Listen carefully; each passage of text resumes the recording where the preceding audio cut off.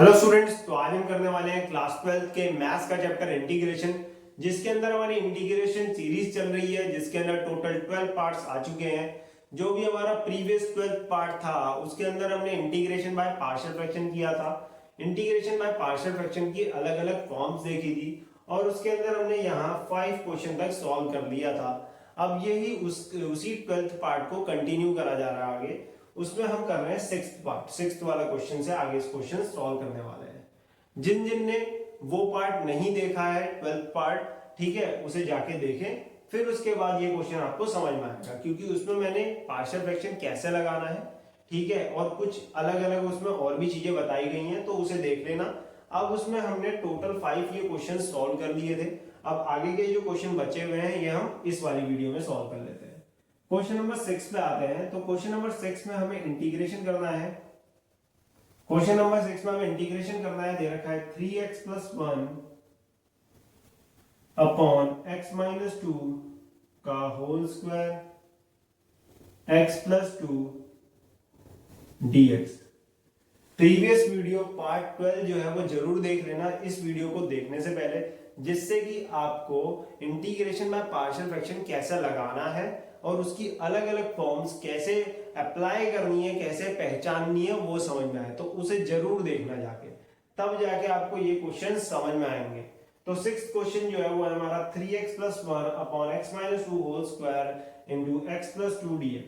अब ऐसी फॉर्म हमें दिख रही है। ऐसी फॉर्म में हमें नीचे जो दिख रहा है वो एक रिपीटिंग यूनिट्स दिख रहे हैं। रिपीटिंग यूनिट्स मतलब x - 2 का होल स्क्वायर टाइप दिख रहा है।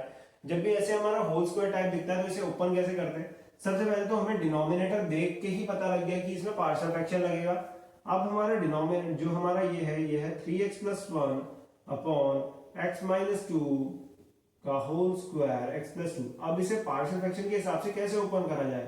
इसे ओपन करेंगे हम a upon x - 2 plus b upon x - 2 का whole square plus c upon x + 2। ठीक है, तो ऐसी फॉर्म को हम ऐसे ओपन करते हैं, जैसे x - 2 का होल स्क्वायर है तो इसे a upon x - 2 plus b upon x - 2 का whole square plus c upon this. ठीक है, c अपॉन ये जो दूसरा ब्रैकेट है उसे लिखा गया। अब इसे हम सॉल्व करेंगे तो हम एलसीएम लेंगे तो ये आ जाएगा हमारा। जब हम एलसीएम लेंगे तो डिनोमिनेटर्स जो होंगे हमारे वो इस साइड के और इस साइड के कट जाएंगे। न्यूमरेटर में क्या बचेगा? a के साथ बचेगा हमारा x - 2 x + 2 प्लस b के पास बचेगा x + 2 प्लस c के साथ बचेगा हमारा x - 2 का होल स्क्वायर। फिर उसके बाद हमें क्या चाहिए? a b और c की वैल्यूज चाहिए। a b और c की वैल्यूज निकालने के लिए क्या बताया था तरीका कि जो भी ब्रैकेट्स दिख रहे हो उन्हें एक एक करके 0 के बराबर करो। एक ब्रैकेट दिख रहा है आपको यहाँ पर x - 2, उसे 0 के बराबर किया तो यहाँ से x की वैल्यू क्या आ गई आपकी 2। दूसरा ब्रैकेट दिख रहा है x + 2, उसे 0 के बराबर किया तो यहाँ से x की वैल्यू क्या आ गई -2। ठीक है, तीसरा ब्रैकेट अलग नहीं दिख रहा है, x - 2 दिख रहा है एक तो, और एक x + 2। तीसरा ब्रैकेट नहीं है तो दो ही ब्रैकेट पहले लगाते हैं, सॉल्व करते हैं, फिर आगे देखेंगे। तो x की वैल्यू 2 रखी तो यहाँ पर इस साइड x की वैल्यू 2 रखेंगे तो ये आ जाएगा 2 3 2 6 + 1, यहाँ आ जाएगा 7। इधर बचेगा हमारा a। अब देखो हमारा x - 2 को हमने 0 के बराबर रखा था, तो x - 2 जिसके अंदर आ रहा है वो पूरी टर्म 0 हो जाएगी। इसमें x - 2 आ रहा है, ये टर्म 0, ये टर्म 0, बची क्या बस b। 2 + 2 कितना हो जाएगा 4, तो यहां से b की वैल्यू क्या आ जाएगी 7/4। फिर x की वैल्यू -2 जो है वो रखेंगे। x की वैल्यू -2 आप रखोगे तो आपने x + 2 को 0 के बराबर पुट किया था, तो जिसके अंदर x + 2 आ रहा है उसे वो टर्म तो 0 ही हो जाएगी। x + 2 इसके अंदर आ रहा है, ये टर्म 0 हो जाएगी और ये टर्म भी 0 बचेगी क्या बस ये c वाली टर्म। और इधर x की वैल्यू -2 रखोगे तो हो जाएगा -6 + 1 = c। c की जगह यहाँ पर x में -2 का स्क्वायर, ये हो जाएगा -5। ठीक है, ये हमारा c के साथ क्या बचेगा -4 स्क्वायर, तो यहां से c की वैल्यू आ जाएगी -4 का स्क्वायर 16 हो जाएगा, जो इसके नीचे चले जाएगा, ये आ जाएगा -5/16। ठीक है, ये हो जाएगा हमारा 7/4। b की वैल्यू, c की वैल्यू क्या आ जाएगी -5/16। हमने x - 2 को 0 रखा, इससे हमारा ये वाला ब्रैकेट और ये वाला ब्रैकेट पूरा 0 बन गया, बचा क्या b, b 2 + 2 b आ जाएगा 4, 7/4 आ गया। ऐसे ही हमने जो दूसरा ब्रैकेट x + 2 था उसे 0 के बराबर रखा, जो कि x + 2 इसमें और इसमें आ रहा है, तो अगर ये 0 के बराबर रखा तो ये टर्म भी 0, ये टर्म भी 0, बची क्या बस c वाली। इधर -2 रखा, x की वैल्यू तो ये -6 + 1 -5 आ गई, c में हमने x की वैल्यू -2 रखी, तो -2 -4 स्क्वायर है होल का स्क्वायर प्लस ये हमारा क्या जाएगा +16, जो नीचे जाएगा c की वैल्यू -5/16। अब आपको सारे ब्रैकेट्स को 0 के बराबर रखने के बाद भी हमारी बस b और c की वैल्यू आई है, a की वैल्यू भी नहीं आई। अब a की वैल्यू भी तो चाहिए पड़ेगी, तो a की वैल्यू निकालने के लिए क्या करें, अब यहाँ पर तीसरा ब्रैकेट कोई है ही नहीं जो 0 के बराबर रखा जा सके, तो उसके लिए जब भी ऐसा कुछ हो तो तीसरी वैल्यू निकालने के लिए क्या करो, x की लाइक पावर से कोफिशिएंट बराबर कर दो दोनों साइड में, या तो ये कर सकते हो, या आप क्या करो अपनी मर्जी से x की कोई भी एक वैल्यू ले लो। अपनी मर्जी से x की वैल्यू मैंने यहाँ पर 2 -2 ले रखी है ना, तो अपनी मर्जी से पुट कर दी मैंने x की वैल्यू 1, अपनी मर्जी से x की वैल्यू 1 मैंने इसमें पुट कर दी है। फिर उसके बाद पहले पुट करो वैल्यू x की वैल्यू 1, तो ये साइड बन जाएगी हमारी 4, इधर बचेगा a 1 - 2 1 + 2 a 1 - 2 1 + 2 x की जगह 1 रख रहे हैं, ठीक है, प्लस b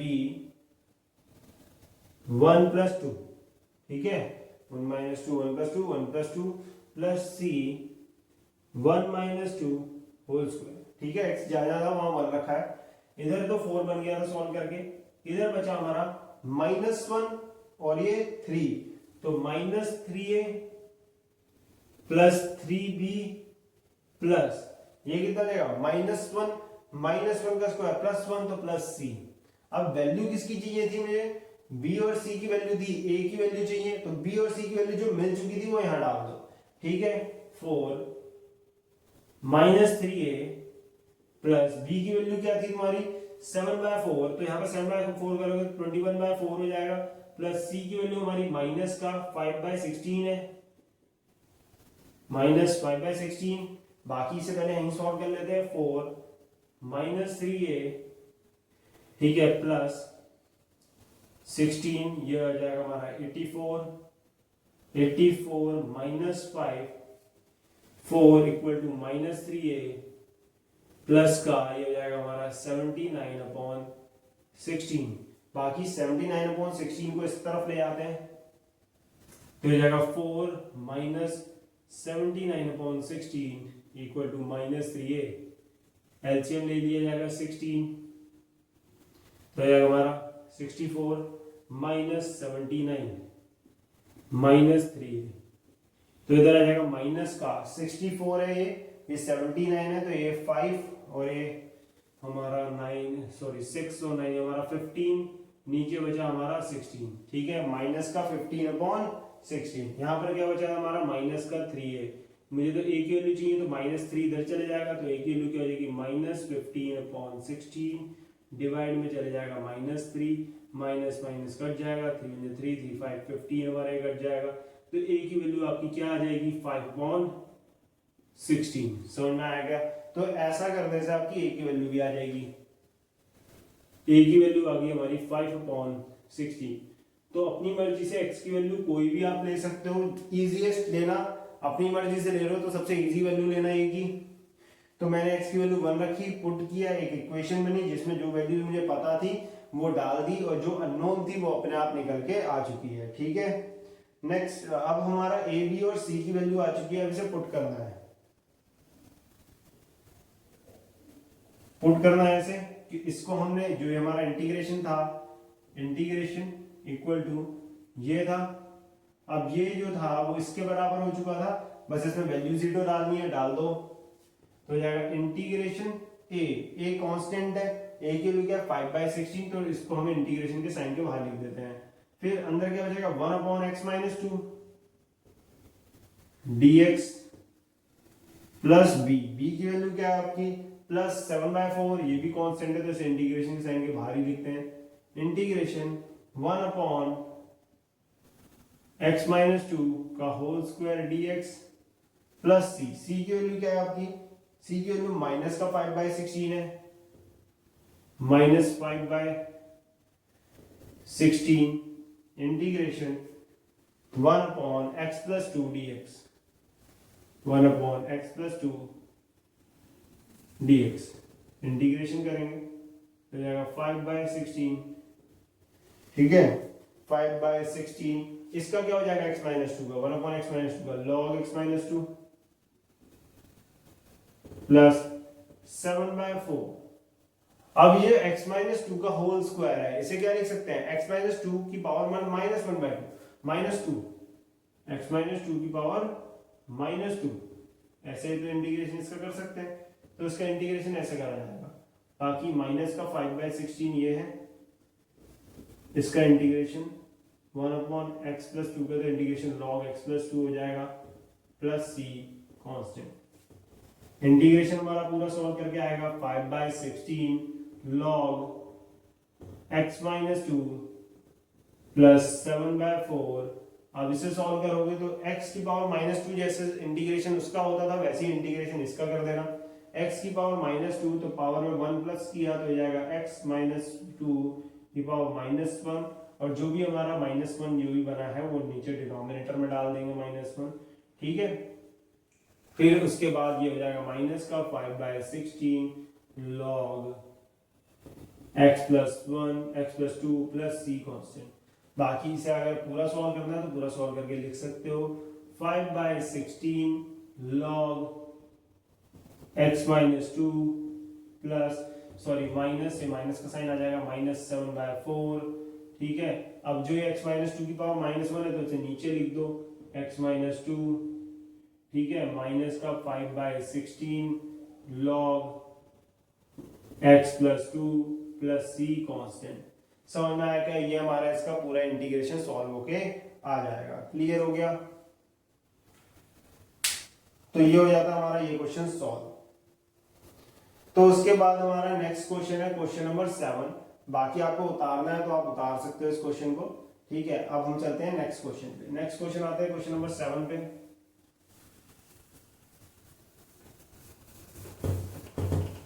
तो क्वेश्चन नंबर 7 भी हमारी एक अलग तरीके की फॉर्म है जो हम यहाँ पे सॉल्व करने वाले हैं।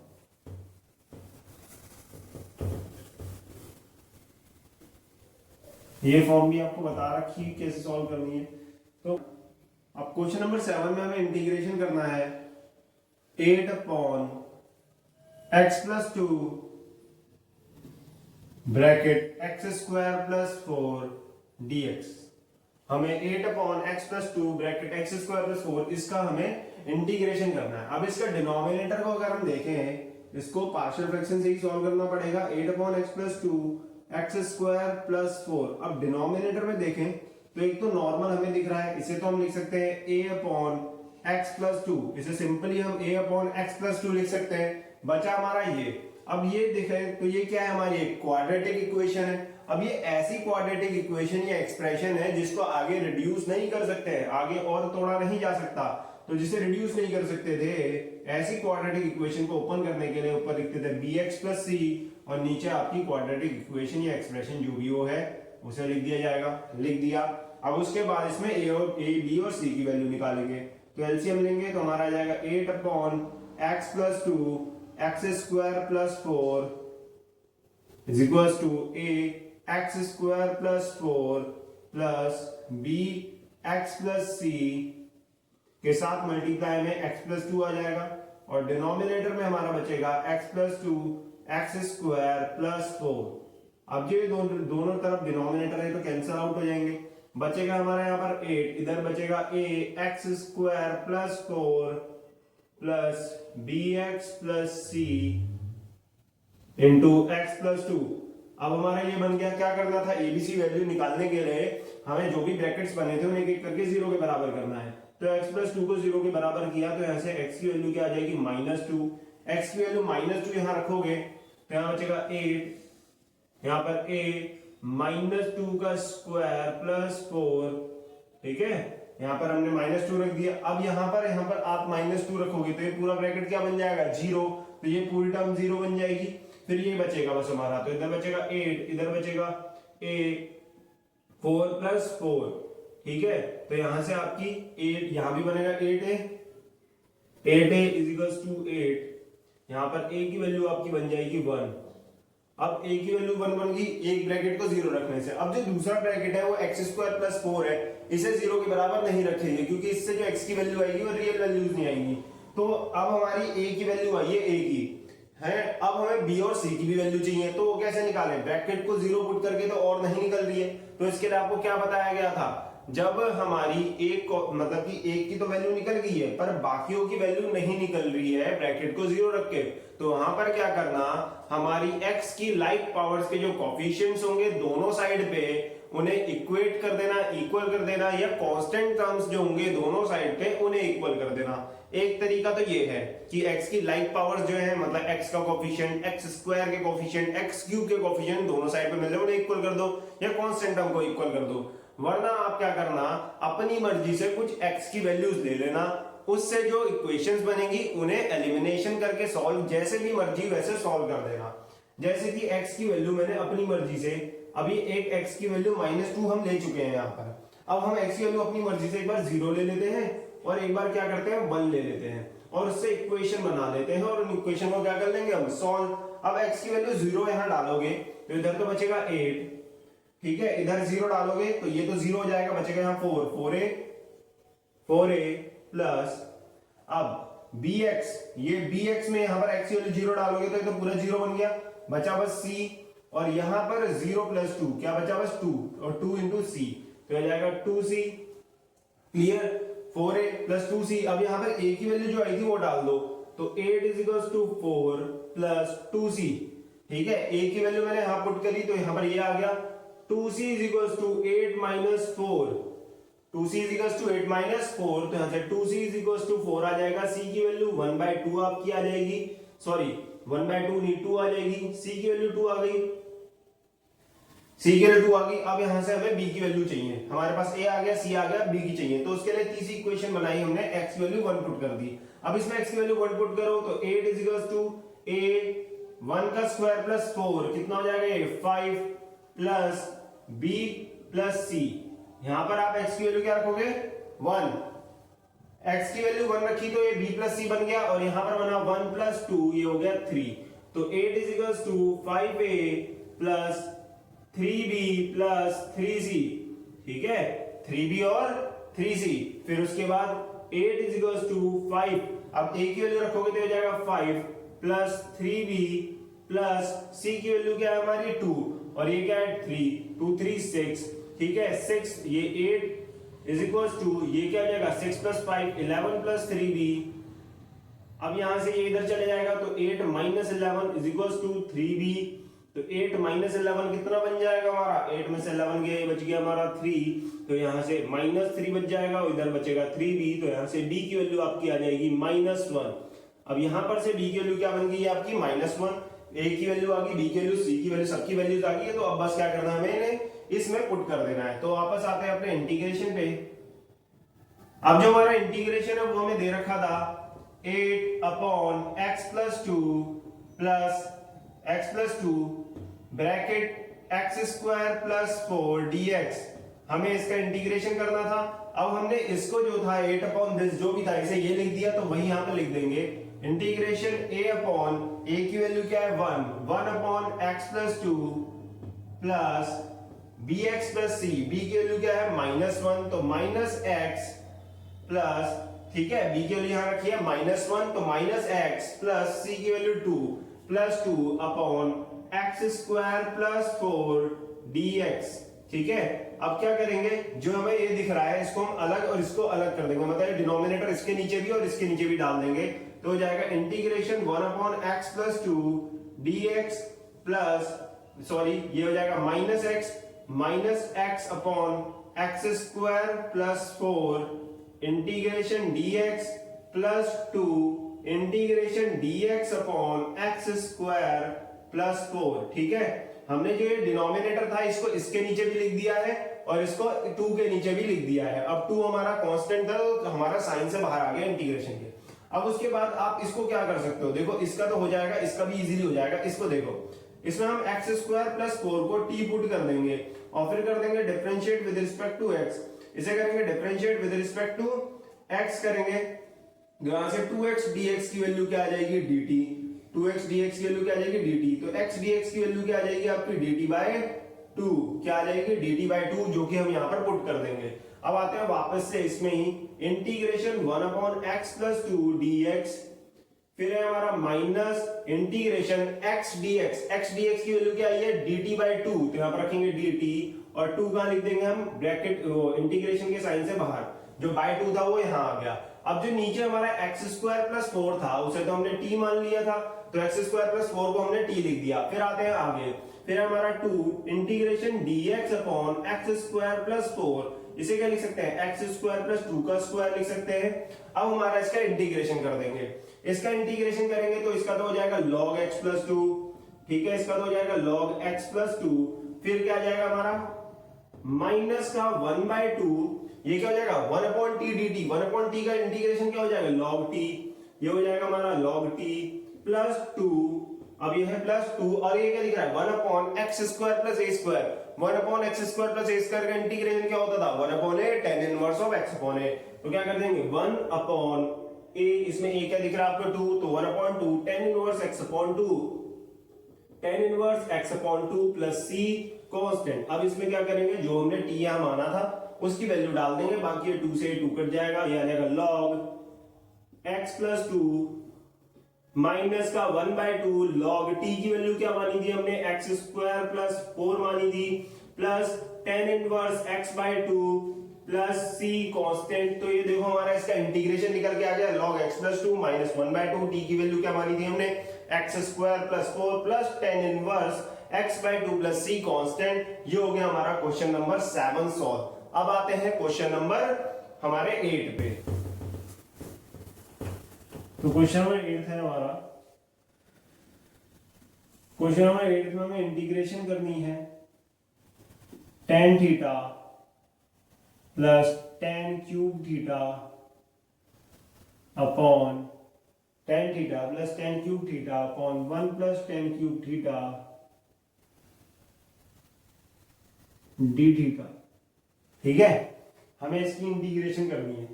अब इसकी इंटीग्रेशन करनी है तो सबसे पहले इसे सिंपलीफाई करना है, और अभी तो ये आपको पार्शियल फ्रैक्शन से सॉल्व होता हुआ भी नहीं दिख रहा होगा क्योंकि डिनोमिनेटर में कुछ वैसी फॉर्म दिख भी नहीं रही है। तो क्या करें, सबसे पहले ऊपर से ना tan थीटा ले लो कॉमन, tan थीटा ऊपर से कॉमन लिया तो क्या बचेगा 1 plus tan square theta D theta, और नीचे बचा हमारा 1 plus tan cube theta, 1 plus tan cube theta. फिर उसके बाद इसका करोगे आप तो 1 प्लस tan स्क्वायर थीटा को क्या लिख सकते हैं sec स्क्वायर थीटा लिख सकते हैं, तो ये जाएगा हमारा tan theta sec square theta D theta 1 plus tan cube theta, मिल गया। अब इसमें क्या करेंगे tan थीटा को t के बराबर पुट कर दो, tan theta equal to t, फिर क्या करेंगे differentiate with respect to theta, differentiate with respect to theta अगर हम करेंगे तो sec square theta D theta की वैल्यू आपको क्या मिल जाएगी dt मिल जाएगी। तो sec square theta D theta की जगह क्या रख देंगे हम dt इंटीग्रेशन tan थीटा को क्या लिख सकते हैं t, तो यहाँ पर लिखेंगे t, ठीक है। फिर sec square theta D theta को क्या लिख देंगे dt। अब नीचे क्या बचा, नीचे बचा 1 प्लस tan क्यूब थीटा, तो 1 प्लस टी क्यूब हो जाएगा, क्या हो जाएगा 1 प्लस टी क्यूब, क्योंकि tan थीटा को तो t रखेंगे 1 प्लस टी क्यूब हो गया।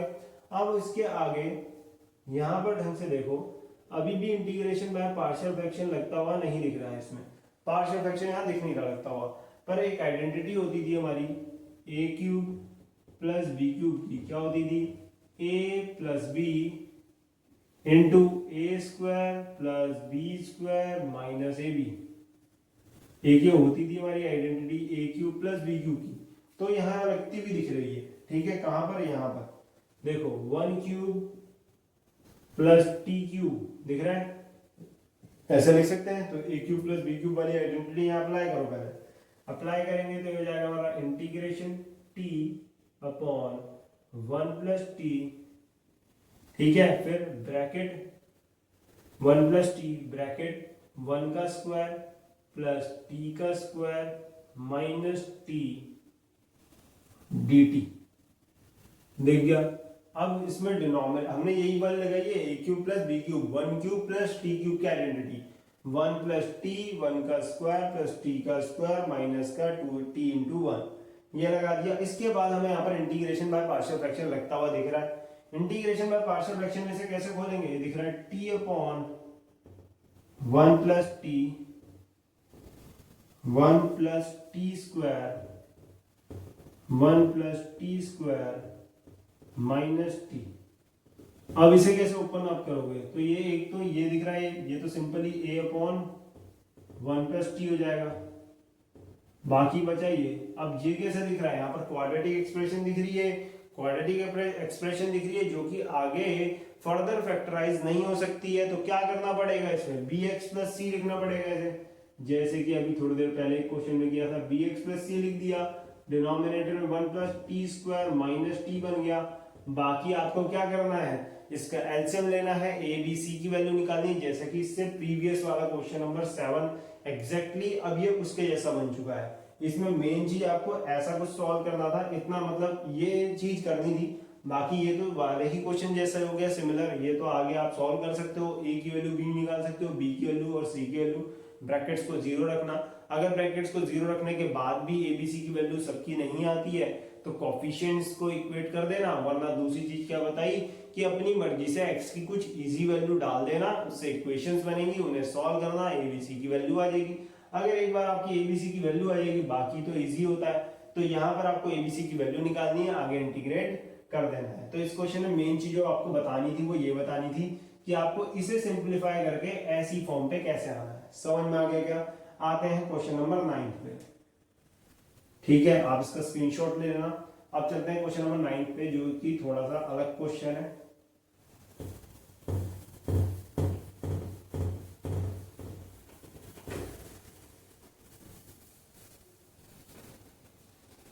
अब जो हमारा क्वेश्चन नंबर 9 है ये थोड़ा सा हटके, इसमें हमें इंटीग्रेशन करना है x square upon x square plus 1 into x square plus 4 dx।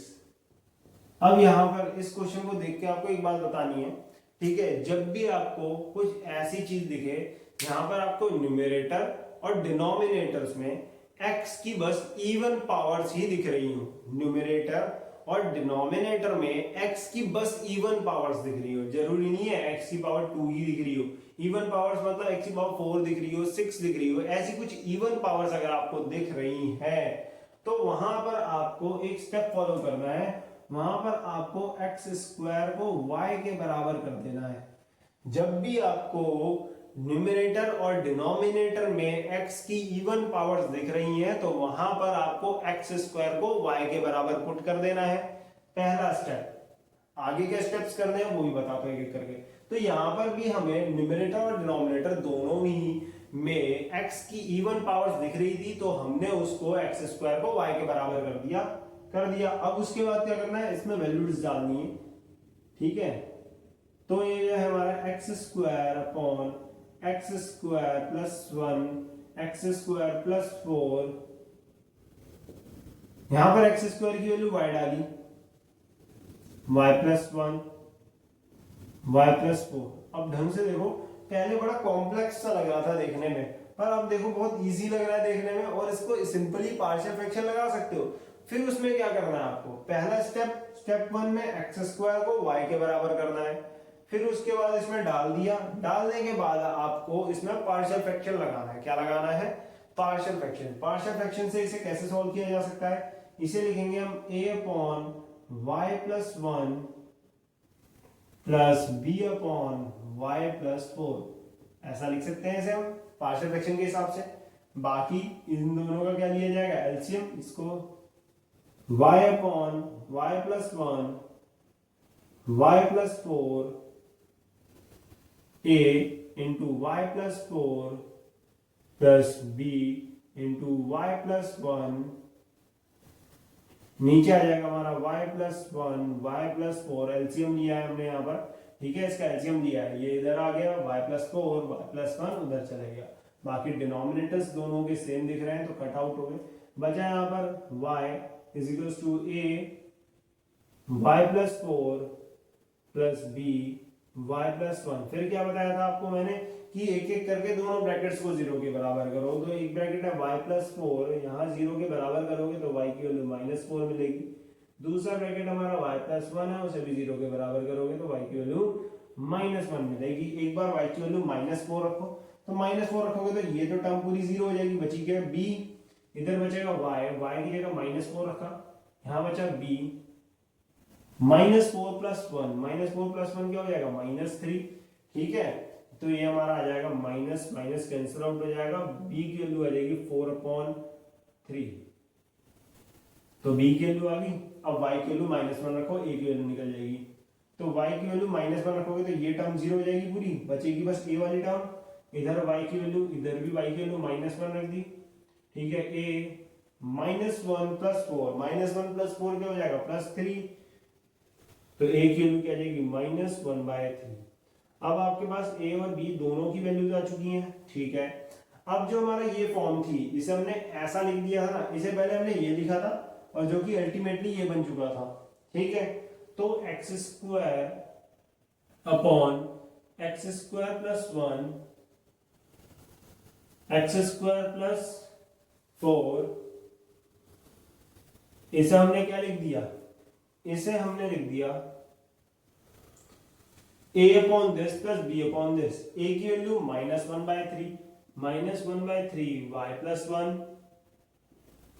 Plus -1/3 y+1 plus b की वैल्यू क्या आपकी 4/3 y+4।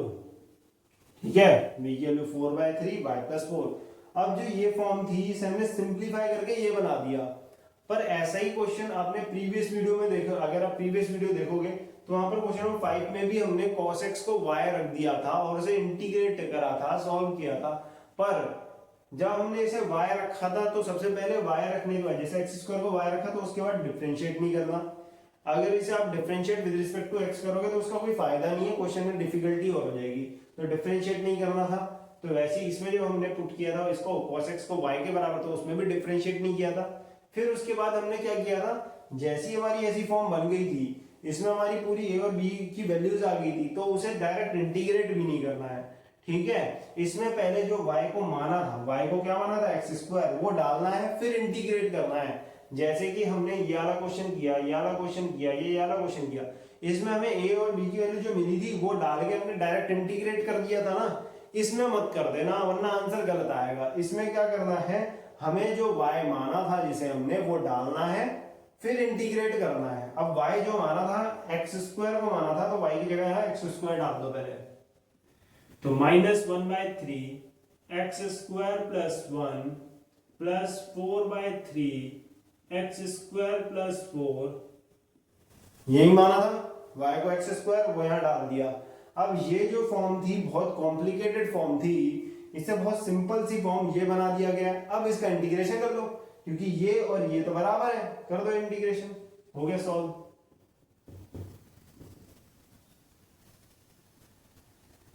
इंटीग्रेशन, अब इसकी जगह ये जो लिखा हुआ है दिस इंटू dx, ये जो है पूरा इसके बराबर हो चुका है, तो हो जाएगा -1/3 x² + 1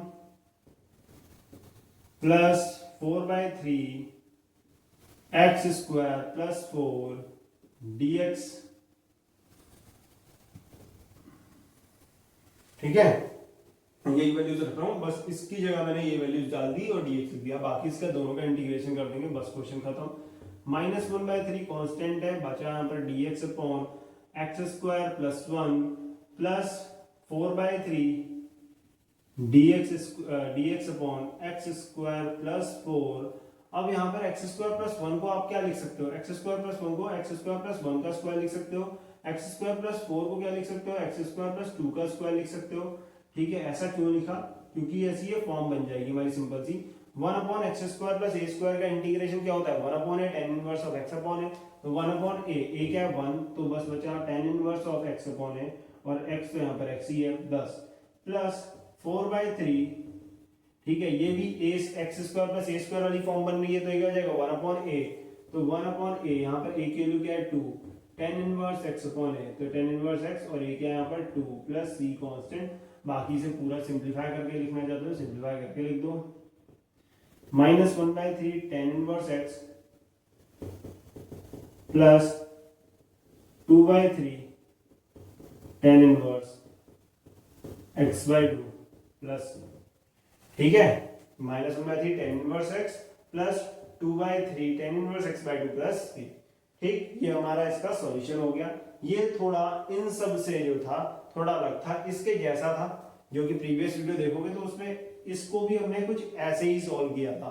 अब ये हमने इस तरीके से किया, इसके नीचे वाला भी इसी तरीके से सॉल्व होगा, ठीक है, तो उसे भी एक बार देख लेते हैं। तो आते हैं नेक्स्ट क्वेश्चन, क्वेश्चन नंबर 10 पे।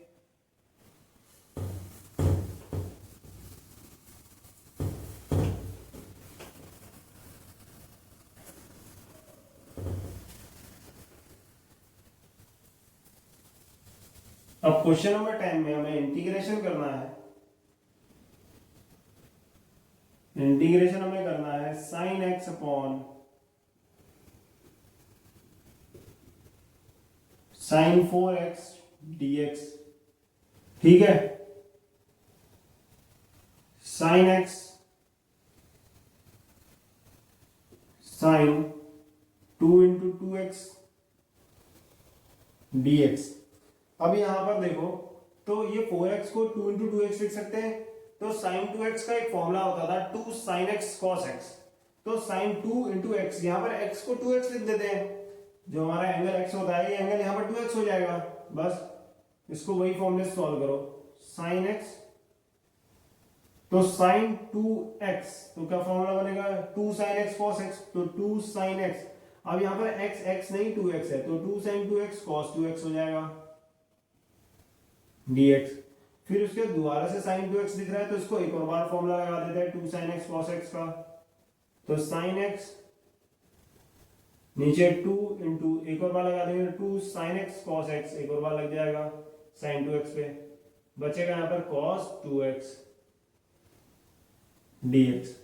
अब जो ये एक sin x है इस sin x से कट जाएगा, 2 2 4 हो जाएगा, 4 तो हमारा इंटीग्रेशन के साइन से बाहर आ जाएगा, 1/4 बचा हमारा 1 upon cos x cos 2x। अब इसका कैसे करें, ठीक है, 1 upon cos x cos 2x ऐसा बन गया, इसे कैसे करें, तो ऐसा ही एक क्वेश्चन हमारा ये भी था, इसमें भी कुछ ऐसी तरीके की फॉर्म बनी थी, उसमें नीचे बस sin x मिल गया था, तो उसके लिए हमने क्या किया था, sin x को नीचे भी मल्टीप्लाई किया था, ऊपर से भी मल्टीप्लाई किया था, यहाँ पर बस cos x मिल गया, तो cos x से नीचे भी और ऊपर भी मल्टीप्लाई करेंगे, तो cos x से ऊपर नीचे दोनों में मल्टीप्लाई करेंगे, तो ऊपर बन जाएगा cos x और नीचे बनेगा cos स्क्वायर x, क्योंकि cos x पहले से ही है, cos 2x dx। अब नीचे जो cos स्क्वायर x है या cos 2x है, इसको कुछ लिख सकते हैं, cos स्क्वायर x को तो आप लिख सकते हो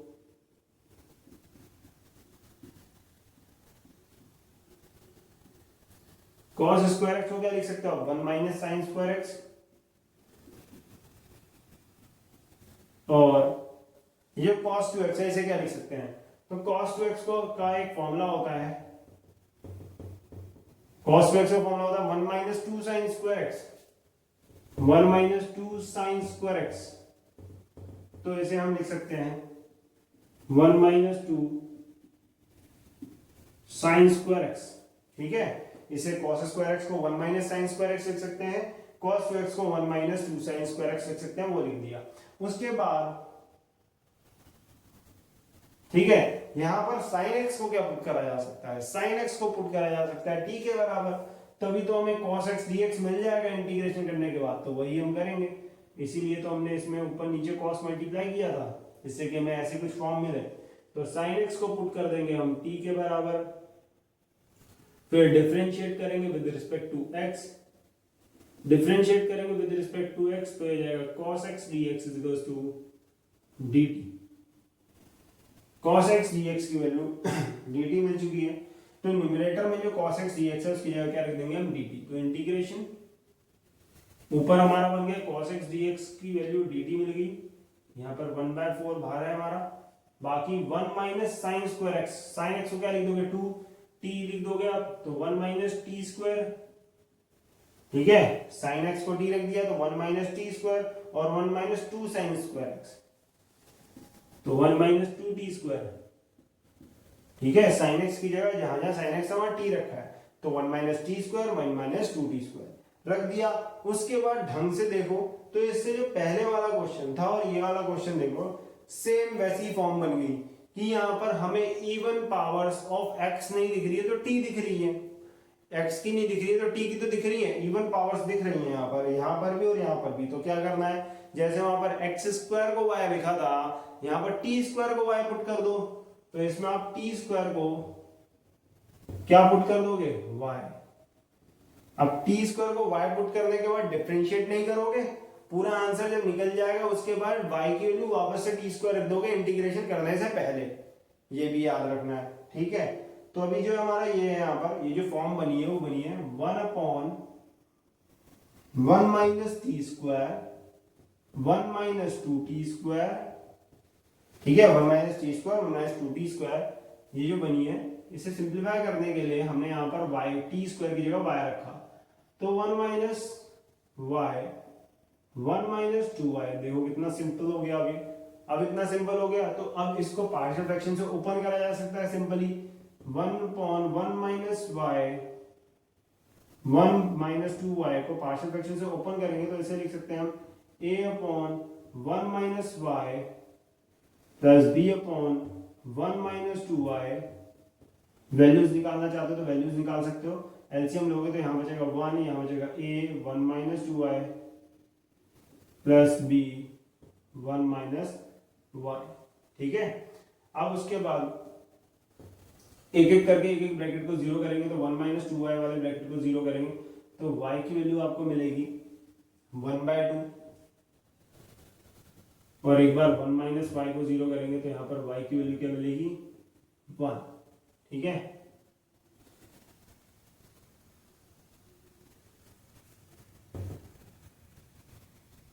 अब y की वैल्यू 1/2 अगर इसमें डालेंगे तो ये वाला ब्रैकेट तो पहले जीरो बन जाएगा, बचा 1 माइनस 1/2 b के साथ और इधर बचा 1 तो 1 इज इक्वल टू b और b में 1 माइनस 1/2, 1 में से 1/2 जाएगा क्या बचेगा 1/2 ही बचेगा तो b की वैल्यू तो मिल जाएगी आपको 2 यहाँ पर। फिर यहाँ पर y की वैल्यू क्या डाल देनी 1 माइनस y इक्वल टू 0 तो y की वैल्यू 1 डालोगे तो यहाँ पर क्या मिल जाएगा b, ये 0 हो जाएगा पूरी टर्म, बची ये तो 1 equal to a 1 minus 2 y की वैल्यू 1 डाली तो 1 माइनस 2 बचा यहाँ पर, ठीक है। तो यहाँ पर 1 इक्वल टू माइनस a तो a की वैल्यू आपको -1 मिल चुकी है, ठीक है। यहाँ पर आपका -1 आ जाएगा a की वैल्यू -1, b की वैल्यू आ चुकी है। तो हमारा जो ये जो फॉर्म थी 1/1 minus T square 1 minus 2t square, ये हमने बराबर कर दी थी इसके, और जो कि इसके बराबर हो चुकी थी a/this प्लस b/this। a की वैल्यू डालो तो -1/1 plus y -1/1 minus y plus b की वैल्यू 2/1 माइनस 2y, इसकी बराबर हुई थी a की value -1/1 minus y plus b की वैल्यू 2/1 माइनस 2y डाल दी। अब इसे इंटीग्रेट डायरेक्ट नहीं करना है, इंटीग्रेट करने से पहले क्या करना पड़ेगा, इसमें y की वैल्यू जो भी आपने मानी थी, y की वैल्यू क्या मानी थी टी स्क्वायर, वो डालनी पड़ेगी। तो -1 minus T square plus 2 1 minus 2t square. अब देखो कितना सिंपल सा बन गया है। अब हमें क्या करना था, इसका इंटीग्रेशन कर देना, आपका आंसर आ जाएगा। ये तो हो गया हमारा सिंप्लीफाई पूरा। इतना सिंप्लीफाई करने के बाद इंटीग्रेशन तो आप कर ही सकते हो इसके आगे आप इसका इंटीग्रेशन कर देना, इसका आंसर निकल आएगा। बस याद रखना लास्ट में जो हमारा t है, जो आपका लास्ट में आंसर आएगा उसमें t की वैल्यू जो हमने पुट करी थी sin x वो जरूर डाल देना, ठीक है। तो इसके साथ हमारा ये क्वेश्चन नंबर 10 भी खत्म हो जाता है। इंटीग्रेशन बाय पार्शियल फ्रैक्शन पूरा खत्म हो गया इसके साथ हमारा। जो इससे पहले वाली वीडियो थी उसमें हमने 5 क्वेश्चन देखे थे, आज की वीडियो में हमने 10 क्वेश्चन पूरे यहाँ तक, बाकी के जो हमारे 5 क्वेश्चन रह गए थे वो हमने देख लिए। इसके साथ हमारा इंटीग्रेशन बाय पार्शियल फ्रैक्शन खत्म हो चुका है। पर अभी कुछ और फॉर्म्स भी रह चुकी है जो हमारी इंडेफिनिट इंटीग्रल्स की हैं, तो वो नेक्स्ट वीडियोस में आएंगी। उसके लिए हमारे चैनल के साथ कनेक्टेड रहना। बाकी अगर वीडियो पसंद आई होगी तो चैनल को लाइक शेयर सब्सक्राइब जरूर करना। Thank you.